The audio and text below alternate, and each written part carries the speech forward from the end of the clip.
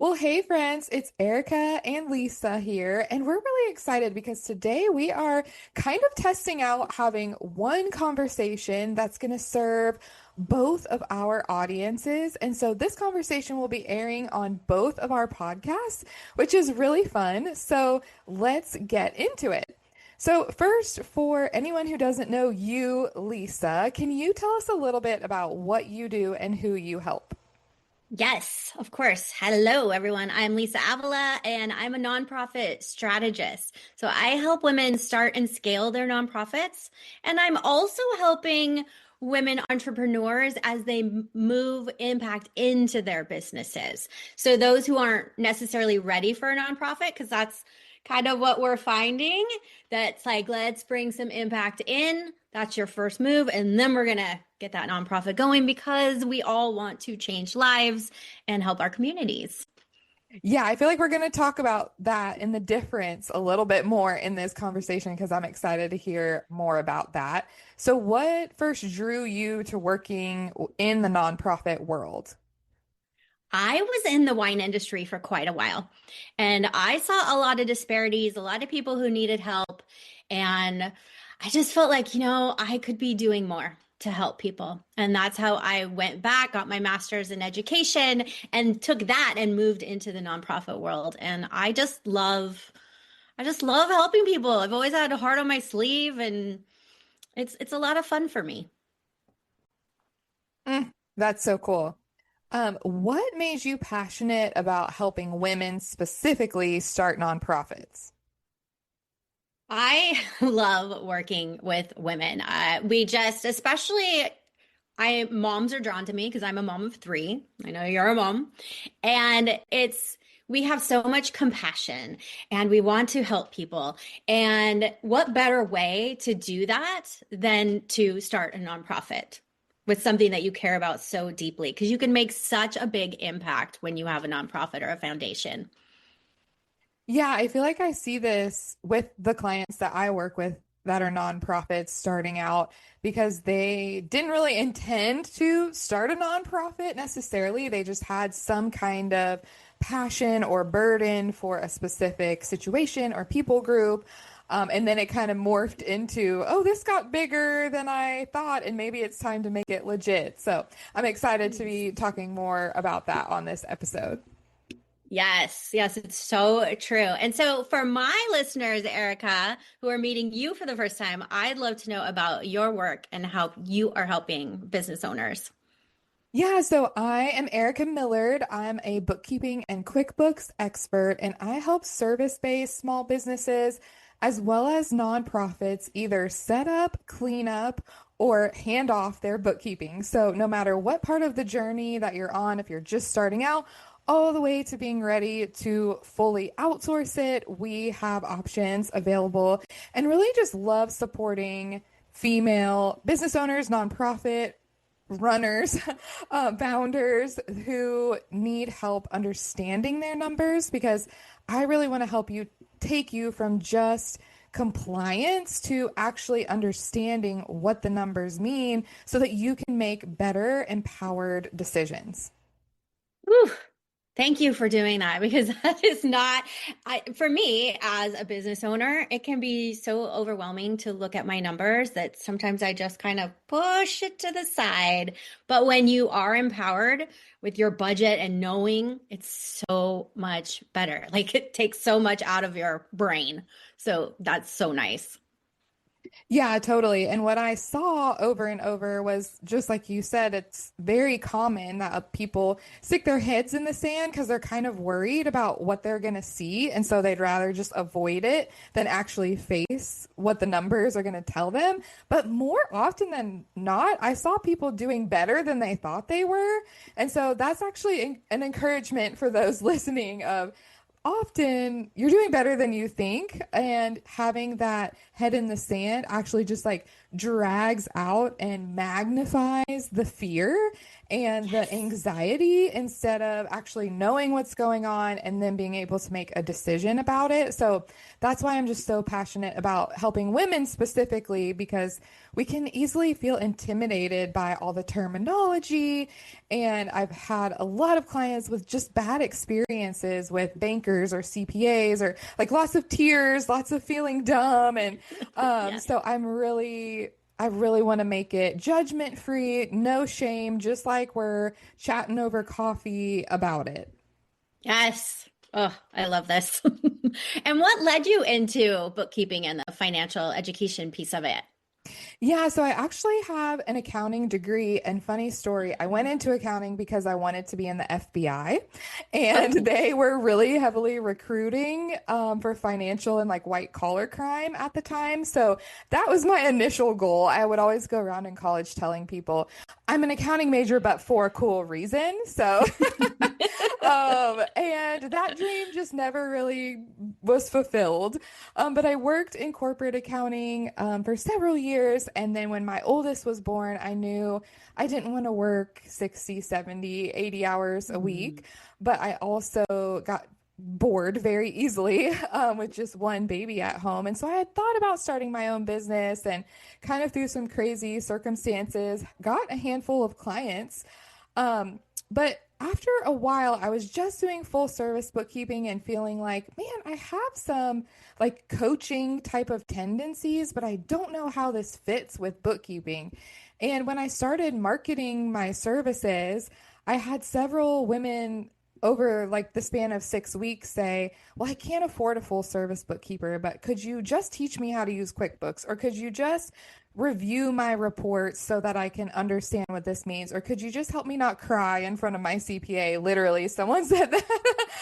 And so I was like, okay, well, maybe there's something here. And I went and did a little market research and couldn't really find that many people helping those people who are starting out or were pretty good about actually being disciplined to do their bookkeeping. They just needed help with like some troubleshooting or really understanding. And so that's kind of how this morphed into more than I really ever expected. But I think not many accountants can teach. And so I just feel like I was gifted to be able to help people in this way of just being able to break it down, making it simple and easy and practical and doable, because I feel like so much of what we see online is like, we'll just leave that to the experts. And there's a Mhm. time and a place for that. But I also think this can be really simple and like the everyday person can understand it if you actually know what you're looking for.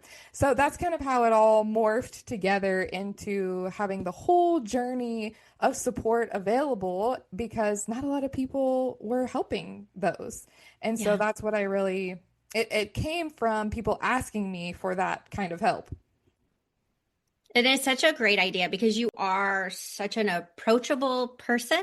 Thank And you. I have found with accountants and CPAs that, not all of them for sure, but usually male dominated and intimidating. And so when I met you, I was like, oh, that you are a breath of fresh air. And Thank you. yes, and I feel like I could ask you a question and not feel dumb. Yeah, So and that's why that's nice. it's funny because I have like this pink branding and like just very different than people have said, like, oh, I never associate this with accounting. And I'm like, yes, that's the Right. goal. Yeah, you can bring some fun and some ease into it. It doesn't have to be just spreadsheet. Yeah.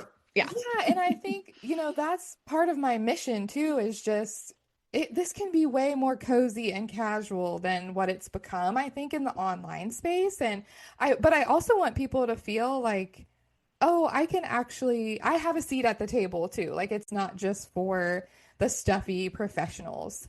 So so thank you for saying that. Yeah, yeah, it's true.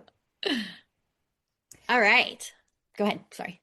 No, okay. So when someone has a big idea for helping people, Lisa, how do they know if it should actually become a nonprofit? I feel like this is a tricky question of, should I formalize it or is it just like the mission? So how do they know the difference?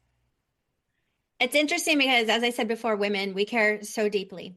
And a lot of us get to the point where we want to do more. And so, what does that look like? Especially when you have more time, more bandwidth. My kids are getting older. And so, I've gone through this with women as they're like, I have more time and I want to create more impact. And so, I sit down with them and we talk about it. Like, what is your capacity? What is true for you? What keeps you up at night? And I have a framework that I take them through. I call it the 4 Ps. And so it's people, purpose, promise, and platform. And we don't have to get all into it, but I'm very strategic when I help these women make that decision because it's a big decision to start a nonprofit. You're going to be very busy. You're eventually going to want to hire a team, and you have funders that you have to give numbers to and explain things to. And so it's a lot, but it also can be very rewarding. And so I like to, if they are business owners already, I encourage them to start with a little bit of impact in their brand. Let's bring that in right now and see. You don't have to go full bore nonprofit. Although I know that you're going to probably end up there, but well, let's just like baby steps. And so that's what we do. Start with the impact. That could be a scholarship. That could just be working with another nonprofit. See if you like it. And usually it's, oh my gosh, I want more of this because you see the impact that you're having. You see the communities, the people, the lives that you're changing. And so then it's time to, take it bigger and decide I'm going to start that nonprofit because I want to have my own programs. I want to have my own events and fundraise and help more people. That's really cool. I love that you encourage some baby steps because I think so many of the women that I work with have that kind of value where they want to give back or they want to be able to fund different things that are important to them. But I think sometimes that can feel so giant, like I have to start this whole other thing. And how am I going to do that when I have this other business or this other thing that I already do? So I love that recommendation of we'll just start somewhere and then kind of let that almost lead. Oh, do I want to do my own events? Do I want to do my own? And so that being kind of a determining factor. Yeah, and just to see how it works for you and for your life, because the reality is we are so busy as women. We have so much going on. A lot of us are taking care of children and our parents. And so you're in this like, whoo, how am I going to add one more thing to my plate? But we do also have those core values and want to give back and we want to help. And especially right now with, the world is a little bit wild and it's a great way to start. It's just, what can I do right now to create that impact? So, what would you say are some common misconceptions people have about starting a nonprofit? Well, I think they believe it's going to be easier than than it is because you do have your heart on your sleeve and you just want to go help people. And so you don't, not you general, they don't think about the strategy behind it because a nonprofit is a business, right? It is not for profit. You're putting the funds back in to impact more people, but it's still a business. You still need to think about finances, staffing, HR, all the things as your nonprofit grows. And so it's great that you want to help people, but setting up systems and strategy at the beginning is a very smart move. Yeah, and so kind of with that, what are some first steps someone could take if they are feeling that nudge to start a nonprofit? We talked about making a scholarship or things like that, but what's next right after that? Yeah, what's next is well, you've got to get some money. And so I think it is networking. I am always encouraging nonprofit owners, founders, go out there and get visible. Start talking to your community and what they need. Start talking to people who care about the cause so that they can help you with donations and funding because you're always going to wear 1,000 hats as a nonprofit founder, which is fun. I love wearing 1,000 hats as an entrepreneur, right? You never get bored, but it can get overwhelming, especially if you don't have that money. And so I would say strategy and money as you are starting your nonprofit is going to just ease a lot of that chaos.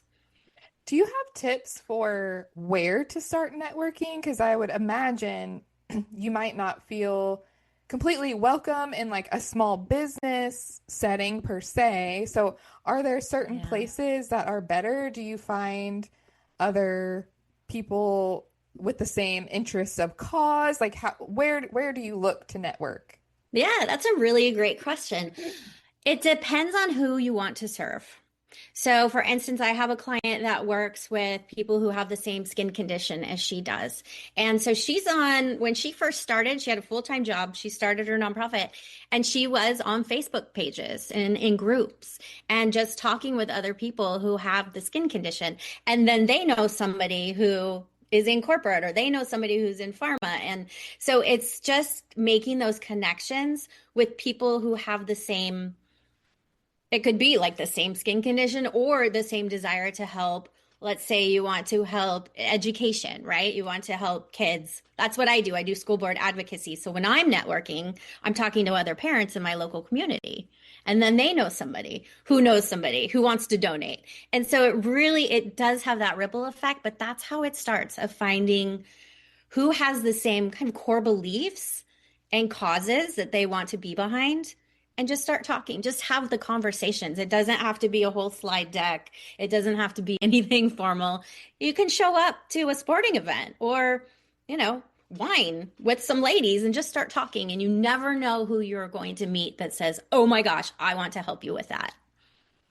That's awesome and makes it feel simple and doable. So thank you for sharing those tips. Yeah. It doesn't have to be as hard as we want to. I love to overthink things, but it really is just starting the conversations and then seeing where they go. Yeah. But I want to ask you from the financial side, though, what are some things that people should think about when they are starting a nonprofit?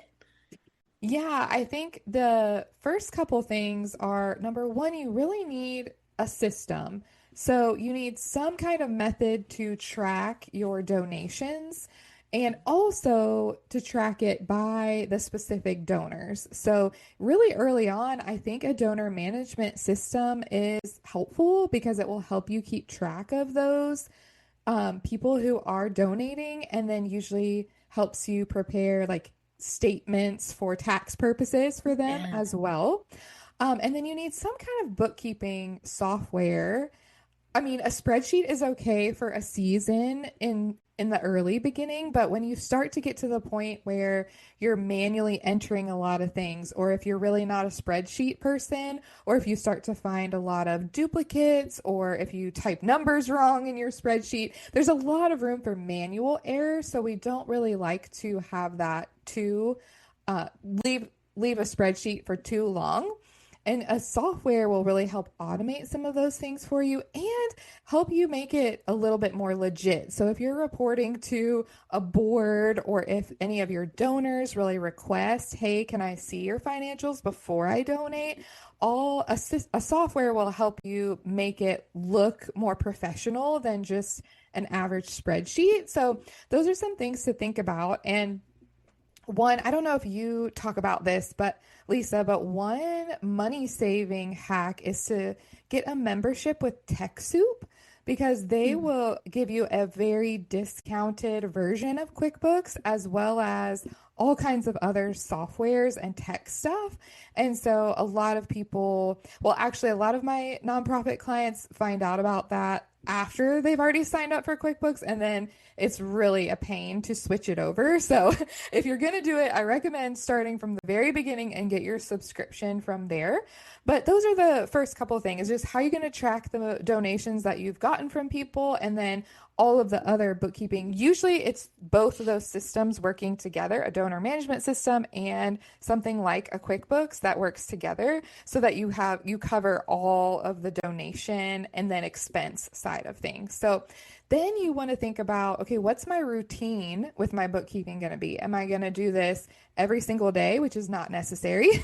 Are you going to look at it once a week, once a month? I recommend monthly, unless you have some other reason to be, like if you have a big decision coming up, you may want to look at things more closely, but minimally monthly keeping up with your bookkeeping because it's fresh on your mind. You'll remember what your expenses are for. You'll remember more of those types of things where if you wait until the end of the year, you're not going to remember like why you bought that Amazon purchase or whatever it was. And then it can just get really overwhelming. So if you keep up with your bookkeeping, it can really become simple and easy. So often clients will put just a recurring date on their calendar so that they're like, okay, it's Finance Friday. I'm going to look at it.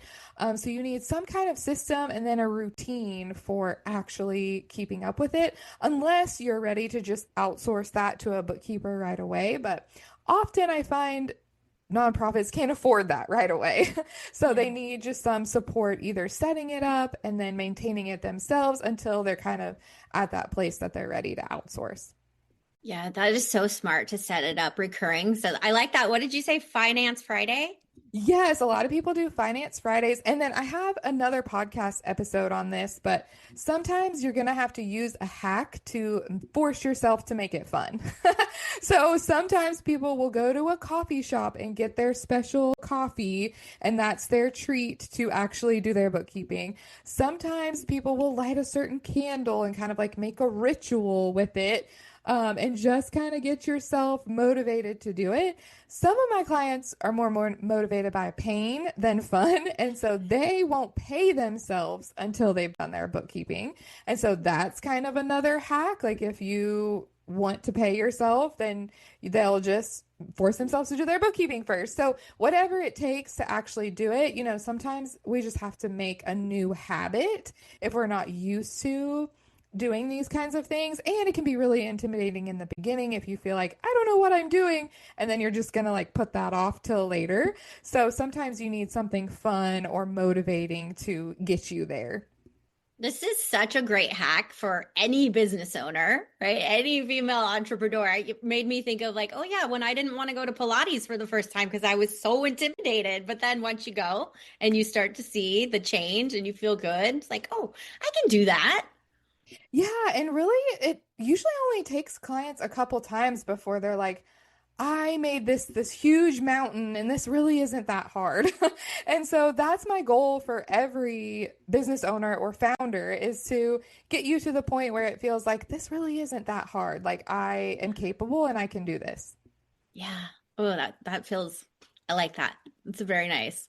Are there any other money systems that founders should think about when they're setting up early for the Yeah, I think the business? main thing is keep your personal and your organization or business expenses separated. That's going to be a big deal for the nonprofit status. So you want to make sure that that's separated. So go ahead and open up. I think you might need the 501c3 paperwork, but ask different banks to verify. But get a separate bank account so that you can easily keep things separated. And then another thing people forget about is have some kind of system for keeping up with your receipts. Often people think that, oh, well, I have my bank statement, and that is not good enough for the IRS. So you really want to have some receipts so that, like in the example of Amazon, well, how do we know that wasn't for pajamas versus office supplies? Like we don't know unless you have a receipt. So really focus on the things that are a little more in that gray area. Sometimes subscriptions, those are pretty easy to go to that expense website and look up their pricing and be able to verify that. But it's more these things that are a little more gray or more difficult that an auditor might look at and say, well, how do I know that wasn't something personal? So those are a couple more systems to get set up so that you have a good structure for how you're going to verify the things that you're purchasing. Yeah, and it's another good habit to start early with because then it just you think about it and do it instead of just, oh, I'll deal with that later. Yeah, and again, it's like, well, how are you going to remember that receipt from last January? Like, so that's another reason to try to keep up with it monthly or quarterly if you really can't get to monthly, but just don't let it linger for a whole year because that's when it can get super overwhelming. And if you're in that place listening to this where you have let it linger, like, no shame, we can get you caught up and cleaned up and then make a step from there. But it's much easier to do it right from the beginning than be in a mess later. I appreciate that you brought that up. I have had clients where they did push it off just because they were so busy, right? That was just got pushed down the list. But then at the end of the year, it was pretty scary of how am I going to figure this all out? And that's where you come in because you can help them figure it out and then get them set up. I'm assuming where moving forward, it doesn't have to be like that. Yeah, exactly. Yeah. We talked about this a little bit, Lisa, but let's talk a Mhm. little bit more about nonprofit versus business. So, is there a little bit more of a difference that you can talk to us about starting a nonprofit versus when do you just keep a mission-driven business and keep that piece running? Yeah, sure. I'll go back to an example from my client. So she wanted to run programs. She wanted to help people with her condition and she wanted to help them directly, which you can with a business, but with the nonprofit, you can get the funding, right? So that you can start these programs right away. So instead of going out there and trying to get sales from the people you want to help, right? As a coach or a mentor would, you are getting money from funders. And then you can serve these people through programs. And that way, if the communities say don't have the means, then you can serve them and they can do it, let's say for free or low cost. You can put on events and everybody can come as opposed to only the people who can afford it. And that's what you find in a lot of nonprofits. You're serving kind of lower end income, marginalized people. And so they don't have the means. And when you are so mission driven, you want to help everyone, not just, the people up here. And so that's how I see the difference with a nonprofit. You can serve more people who need the help by going and getting that funding as opposed to charging them directly. Yeah, I love that because it can it can feel difficult to figure out which path to go. So I think Yeah. that's another just helpful, almost like checklist of do I meet these criteria or not in order to know which way to go. Yes. Yeah. And like I said before, just if you do have a business, just helping wherever you can in the beginning is a great way to see if you want to take it further or not. And that's okay. You're still helping people, you're still creating impact. It's just which avenue do you want to go to create that legacy down the road? Yeah, so what are some pros and then maybe some challenges that people may not realize about going that nonprofit route? Yeah. And the pros to me are that you can impact more people. And I have a client who's currently going global because she is able to get the funding and people want to support, corporations want to support her. So she is going to help millions of people. Whereas if she had just stayed a business, she's helping her local community and she's helping people, here and there. But global impact, I mean, that's right. That's Amazing. amazing. Yeah. Yeah, amazing. And the legacy that she's creating for her children, which I feel I'm creating legacy for my children as an entrepreneur, but on the global scale of, moving, if her children want to move into the nonprofit and help as well, then that's a really cool legacy. Yeah.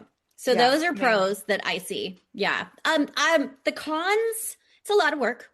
And especially when you're starting up and you're trying to get that funding, then you're going to be doing a lot of different things. And that can be challenging if the founder maybe hasn't done much marketing or sales. That visibility piece for a founder is a big deal because as we talked about before, the networking, you have to put yourself out there.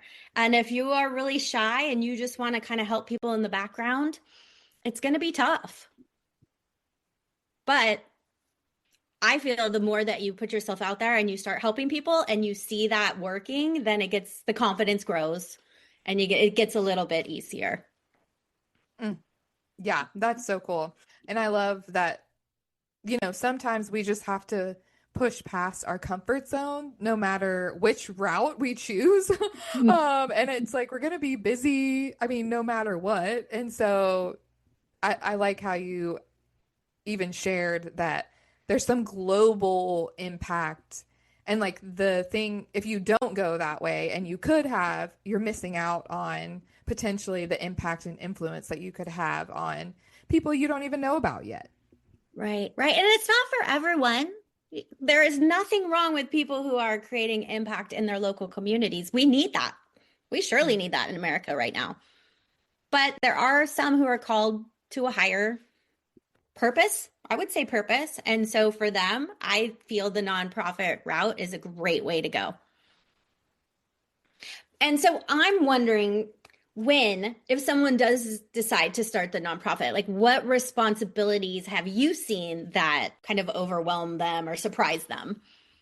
Yeah, that especially with the financial world, I feel Yes. like that also surprises people just how much it can become over time of tracking and receipts and even just processes and procedures to put in place. So, one of my clients, for example, they came to me very early on. So, we set them up in QuickBooks and their donor management system, and they've been doing it themselves for several years and doing a great job because I've seen their numbers now. But they just recently circled back and said, hey, we've grown so much that we really can't do this ourselves anymore. And we've grown so much that we may actually need a third party audit eventually. And so, can you just help us make sure all of our processes are in place so that we would pass and like get a gold star on our audit? And so, I think you might think it's silly in the beginning, but the more of this stuff that you can do in hopes or just that you have set up early on so that you don't have to stress when you do grow and you do expand is helpful. So having those like procedures in place of just who's going to approve certain things, are you going to be on payroll? Are you not? It's just some of those decisions to make, even though it might seem silly early on, it's actually really helpful to have as soon as you can. I agree with that. I'm constantly talking to clients about your SOPs, right? Your standard operating procedures, because I want to know how things are going to flow and how things are going to move. So that's a great point for finances as well. Yeah. Yeah. So are there some other systems or structures that you see that help them grow in a healthy way? Budgeting, and now I'm bringing it back to you, but once they are larger and they've been moving through this for a few years, and then it's, oh, let's look at our budgets, which I'm not a numbers person. So I'm always like, whoop, let's outsource that. But then they come back and they know, like, how much can I afford for staffing? How much travel? And so then they can plan out their year strategically, right? Come back to me and we're going to look at everything you want to do. We're going to look at the numbers and then we figure out how they can grow. And so that's been a lot of fun for me. When somebody else does the budget, that's not, no thanks. Yeah, I think I often see nonprofits not even think about creating a budget. It's just Yeah. like, oh, well, we'll just work with what the cash that we do have or the potential donors that we think is going to come, but we don't even know what we think is going to come in. And so I think actually writing it out can be really helpful because I think one of the differences between a nonprofit and a business financial terms is just who you're even reporting for. So in a business, you're reporting for the IRS and then to make management decisions for tax purposes and then decision-making purposes. But in a nonprofit, you have a board that you're responsible to report to, as well as all of the donors. And so it's slightly different, but it does make a difference because there's not as much accountability, I would say, for a business as there is for a nonprofit. And so I think that can also, though, make it intimidating for people because it's like, oh, I got to get every single thing like just right because it's a nonprofit and I'm reporting to all of these people. But you do have a little bit greater of a responsibility to cross all the T's and dot all the I's and make things correct because you do have others relying on it. Yeah, great point. And when you do go to your board and you have all of that set, they are going to be so happy and they are going to say yes more because they know they can trust you to make those big decisions. and have the nonprofit run smoothly. And that board relations can be pretty tricky in a nonprofit. And so you want your board members to trust you, understand your vision, and say yes. Yeah, that's a great point. And also, this client that I had just mentioned that's growing, he was saying that some now larger corporate donors are interested in donating, but he's like, they care a lot more about the math than they do the mission. And Yes. so having all of this information so that you can easily articulate, oh yeah, we can answer your math questions and they can feel good about where their money is going, that can be really helpful for your donors as well. Yep. And I helped client with a really big grant. And when you're filling out all of that paperwork for the application, they want the numbers. They want to see where you have been and where you want to go. And so if you have that all dialed in, that's really going to help you move ahead in the grant process when so many nonprofits are applying to grants. Yeah, and that's where I've also heard that networking can really come in, is that sometimes even with grants, it's can almost be like who you know that can help you push along that process. So I love that it's all coming back to some of those relationships as well. Yep. Very important. You're right. Because if you talk to somebody and they are working for that company and they like what you're doing, then yes, you may have an in, and not in kind of a sleazy way, but just of helping it along and getting through when you're randomly emailing someone, trying to get information. So that is helpful. That networking is very helpful. Yeah, well, like you said, I think even as an individual, I'm way more likely to donate to something that I know someone or I relate to that cause. And so I think that's just a natural thing, is that it's natural to give to people that you already know. It's more Yeah. natural to work with them or give to them. So, okay, we're talking about giving and some of the money.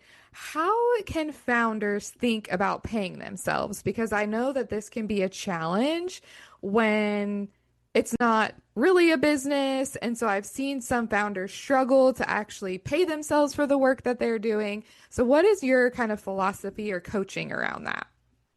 Well, if you do already have a business or you have a full-time job and you start this nonprofit, I would say for any business owner, really, it is helpful to already have a paycheck or to have some money in savings, because you aren't going to pay yourself right away as a founder of a nonprofit, because you want to create that impact, which means you want to start those programs. And that takes money until you have the funding coming in.